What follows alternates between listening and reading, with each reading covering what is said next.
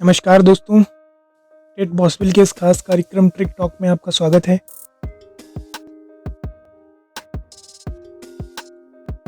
आज के सेशन में हम जानेंगे कुछ विटामिन्स के बारे में जानकारियाँ।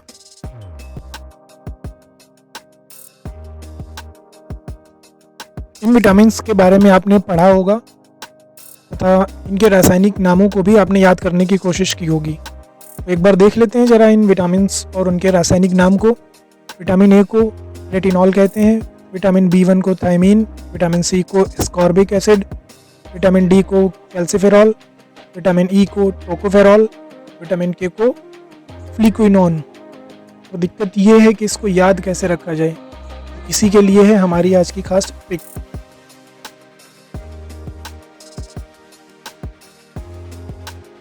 तो इस ट्रिक के लिए बस आपको एक विजुअलाइज करना है एक सीन जिसमें एक छोटा सा बच्चा है जो अपने पेरेंट्स से जिद कर रहा है कि उसको चाहिए एक रथ और एक टॉफ़ी। यही है हमारी ट्रिक, रथ और एक टॉफ़ी। तो किस तरीके से बनेगी इससे ट्रिक, इन सारे अक्षरों को अगर ध्यान से देखा जाए तो रा से हो जाएगा रेटिनॉल, था से थायमीन, ए से एस्कॉर्बिक एसिड, सा से कैल्सिफेरॉल, टॉ से टोकोफेरॉल, फी से फ्लिक्विनोन। तो इनको सीरियल से विटामिन के नाम के साथ में अगर कंबाइन कर दिया जाए तो सारे नाम याद हो जाएंगे। विटामिन ए का नाम हो गया रेटिनॉल, विटामिन बी का नाम हो गया थायमीन, विटामिन सी का नाम हो गया एस्कॉर्बिक एसिड, विटामिन डी का नाम कैल्सिफेरॉल, विटामिन ए का नाम टोकोफेरॉल तथा विटामिन के का नाम फ्लिक्विनोन।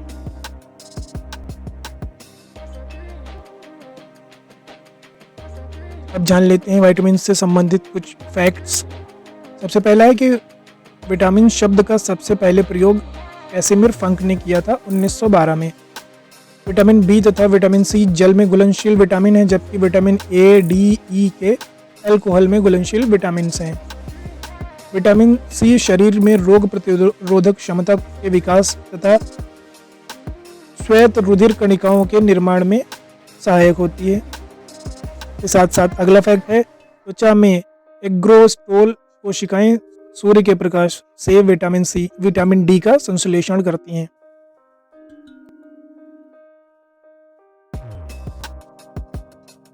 अब देखते हैं विटामिन तथा उनकी कमी से होने वाले रोग तथा साथ ही साथ उन विटामिनों के स्रोत। तो सबसे पहले विटामिन ए, इसकी कमी से रतौंधी तथा ज़ेरोफ्थैल्मिया हो जाती है। ज़ेरोफ्थैल्मिया में आंखों से आंसू आना ही बंद हो जाते हैं तथा इसके स्रोत होते हैं गाजर, पपीते, अंडे का पीला भाग। उसके बाद आते हैं विटामिन बी1। विटामिन बी1 से त्वचा तथा अस्थि के रोग तथा बेरी रोग हो जाता है। विटामिन बी2 की कमी से जीभ, त्वचा का फटना, होंठ का फटना आदि रोग हो जाते हैं। उसके बाद आता है विटामिन बी3, इसकी कमी से बालों का सफ़ेद होना, भूलने की बीमारी, नींद की अधिकता इत्यादि रोग हो जाते हैं।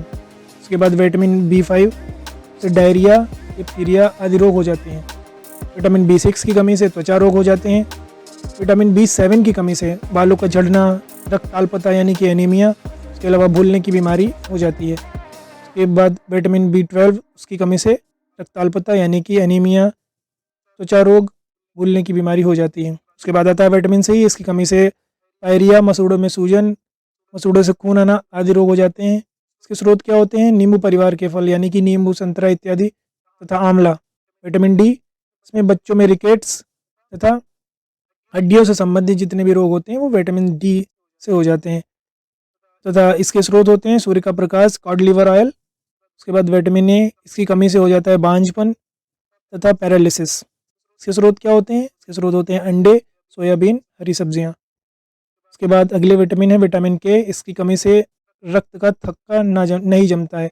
इसके कारण अगर कोई भी चोट किसी व्यक्ति को लग जाती है तो उसके शरीर से खून निकलता ही रहता है और खून की कमी के कारण उसकी मौत भी हो सकती है। इसके स्रोत होते हैं हरी पत्तियादार सब्जियां।